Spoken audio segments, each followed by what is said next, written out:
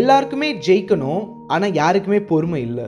But பரவாயில்ல, உங்களோட time லிமிட்டடாக இருக்கலாம், உங்களோட கோல்ஸ் வைடாக இருக்கலாம், அண்ட் அதில் நிறைய மைக்ரோ மேனேஜ்மெண்ட்ஸ் இருக்கலாம். ஸோ சீக்கிரமாக நீங்கள் சக்ஸஸ்ஃபுல்லாக ஆகணும் அப்படின்னு ஆசைப்பட்றீங்க அப்படின்னா ஒரு சில மைண்ட் ஷிஃப்ட்ஸ் தேவைப்படுது.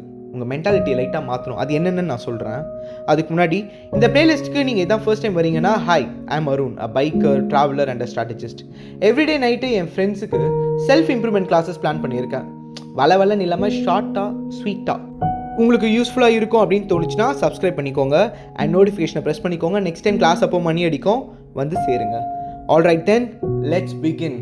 ஃபஸ்ட்டு, டைம் இஸ் ப்ரெஷியஸ் அப்படின்றத புரிஞ்சுக்கோங்க.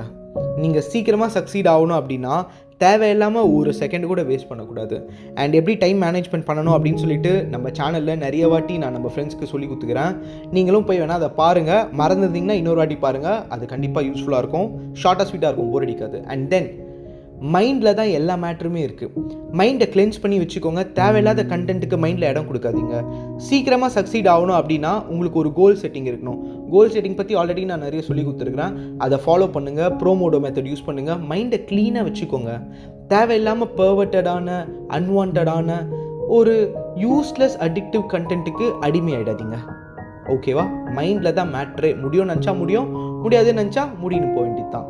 And then gratefulness.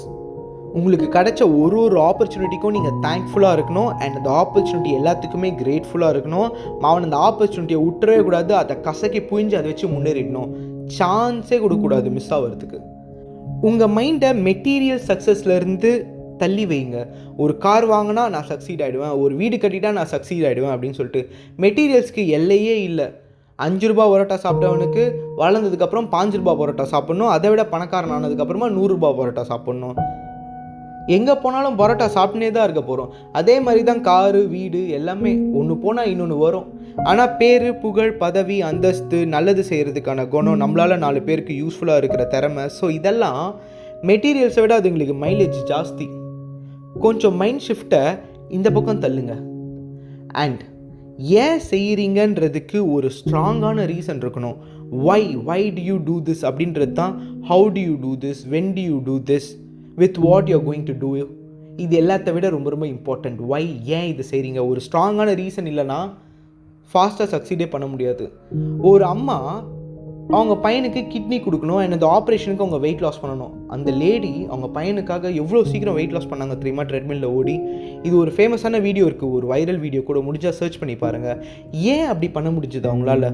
அவங்க பையனை காப்பாற்றணுன்றதுனால. ஸோ ஒரு ஸ்ட்ராங்கான வை இருந்தால் தான் ஃபாஸ்ட்டாக சக்சீட் ஆக முடியும்.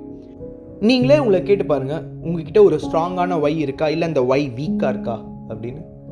அண்ட் ஒருவேளை நீங்கள் தோத்துட்டீங்க அப்படின்னா சூப்பரு, வேறு லெவலு, அதை பாசிட்டிவாக எடுத்துக்கணும். நிறைய வாட்டி தோத்தாதான் ஒரு வாட்டி சக்சீட் பண்ண முடியும். அண்ட் நிறைய வாட்டி தோக்கிறதுனால தான் ஒரு வாட்டி சக்சீட் பண்ணும்போது அந்த சக்ஸஸ்க்கு வேல்யூவே இருக்குது. தோக்காமல் ஜெயிச்சிட்டோம் அப்படின்னா ஜெயிச்சதுக்கான சந்தோஷமே என்னன்னு நமக்கு தெரியாது. சீரியஸாக சொல்கிறேன், ஜெயிக்கிறதுக்கு வேல்யூவே எப்போ தெரியுமா வருது? அதுக்கு முன்னாடி நிறைய வாட்டி தோற்றதுக்கப்புறம் தான் வருது. அவள் தான் மக்களே, அவள் தான் மேட்ரு. இந்த மாதிரி ஒரு மைண்ட் ஷிஃப்ட் வந்ததுன்னு வைங்களேன், சீக்கிரமாக நீங்கள் சக்சீட் ஆகலாம். அண்ட் நல்லா ஞாபகம் வச்சுக்கோங்க, ஒரு விஷயத்தை பார்க்கறதுனாலையோ கேட்கறதுனாலையோ அதை பற்றி பேசுகிறதுனாலையோ நீங்கள் அதை கற்றுக்கிட்டீங்க, நீங்கள் மாறிட்டீங்கன்னு அர்த்தம் கிடையாது. படித்ததை, கற்றுக்கிட்டதை, புரிஞ்சுக்கிட்டதை அப்ளை பண்ணணும். அப்போ தான் அது லைஃப் ஸ்டைலாக மாறும். அப்போ தான் அதுலேருந்து ரிசல்ட் வரும். அண்ட் ரிமெம்பர், நல்ல விஷயத்தை ஷேர் பண்ணலாம்.